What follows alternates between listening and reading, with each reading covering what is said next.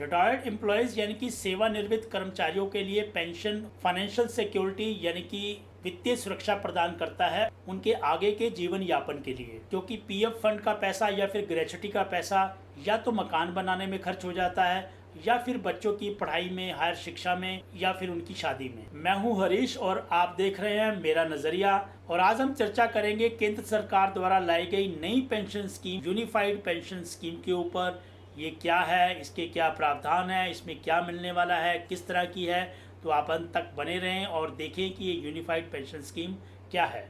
वर्तमान में भारत में प्राइवेट और गवर्नमेंट सेक्टर्स के एम्प्लॉयज़ के लिए नेशनल पेंशन स्कीम यानी कि एनपीएस लागू है, जो कि 1 जनवरी 2004 में लाई गई थी। और यह एक कंट्रीब्यूटरी पेंशन स्कीम है जिसमें कि एम्प्लॉयज़ का लगभग 14% पैसा जो है हर महीने सैलरी से कटता है और 10% पैसा जो है वो सरकार अपनी तरफ से डालती है या फिर इंडस्ट्रीज़ वाले या कंपनीज वाले अपनी तरफ से डालते हैं। ये सब मिलाकर के जो फंड एकत्रित होता है, जो कॉर्पस इकट्ठा होता है, उसी में से ही सेवानिवृत्त होने के बाद एम्प्लॉयज़ को पेंशन दी जाती है। न्यू पेंशन स्कीम आने से पहले ओल्ड पेंशन स्कीम थी गवर्नमेंट एम्प्लॉयज़ के लिए, जो कि एक नॉन कंट्रीब्यूटरी पेंशन स्कीम थी, यानी कि उसमें हर महीने पेंशन के नाम का पैसा सैलरी से नहीं कटता था। एनपीएस आने के बाद से ही सभी कर्मचारी, चाहे वो स्टेट गवर्नमेंट के हों या सेंट्रल गवर्नमेंट के हो, वह यह डिमांड करते रहे हैं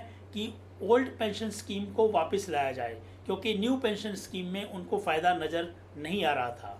हालांकि ये बार बार मोदी सरकार यह जताती रही है कि न्यू पेंशन स्कीम फ़ायदेमंद है, उसको बंद नहीं किया जाएगा और ओल्ड पेंशन स्कीम नहीं वापस आएगी। हालांकि कुछ गैर बीजेपी राज्यों ने ओल्ड पेंशन स्कीम को फिर से लागू कर भी दिया था, लेकिन केंद्र में और भाजपा शासित राज्यों ने इसको लागू करने से इनकार कर दिया था।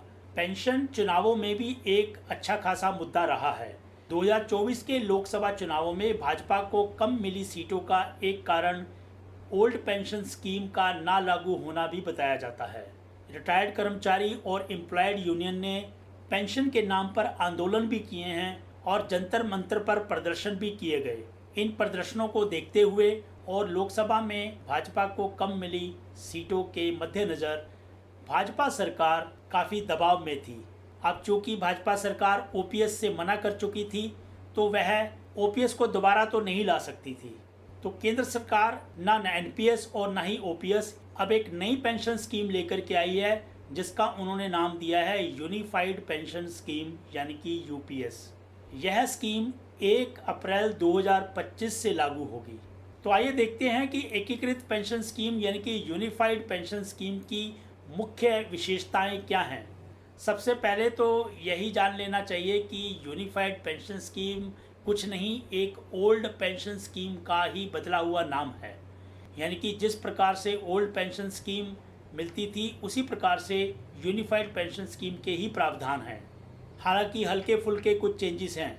यूनिफाइड पेंशन स्कीम में फुल पेंशन के लिए कम से कम 25 साल की नौकरी होना जरूरी है और इसमें सेवानिवृत्ति के जो अंतिम 12 महीने होंगे, उसकी जो एवरेज बेसिक पे होगी, उसका 50% जो है वो पेंशन के रूप में दिया जाएगा।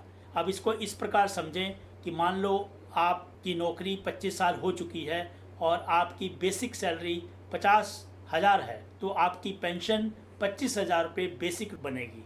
ऐसा नहीं है कि 25 साल से कम वालों को पेंशन नहीं मिलेगी। यूनिफाइड स्कीम के तहत पेंशन पाने की कम से कम जो सेवा है वो 10 वर्ष की है, यानी कि जो 10 वर्ष की सेवा देगा उसको भी अनुपातन पेंशन दी जाएगी। अब कर्मचारी की मृत्यु के बाद जो फैमिली पेंशन है वो कम से कम 60% सुनिश्चित की जाएगी। यानी कि जो आपकी पेंशन है और अगर आपकी मृत्यु हो जाती है पेंशन लेने के बाद, तो आपकी स्पाउस को यानी कि आपकी वाइफ को, या फिर अगर आप लेडी हैं तो आपके हस्बैंड को 60% ऑफ द पेंशन आपको फैमिली पेंशन के रूप में दिया जाएगा।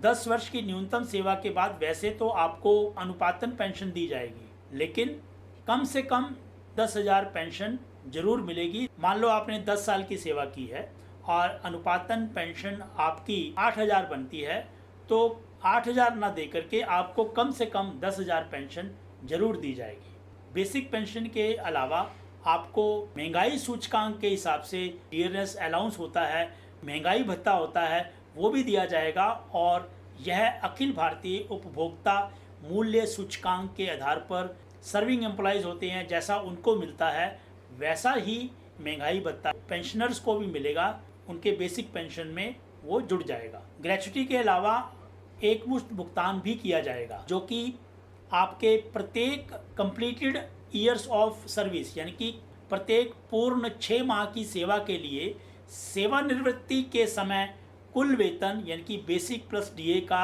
10वां हिस्सा होगा।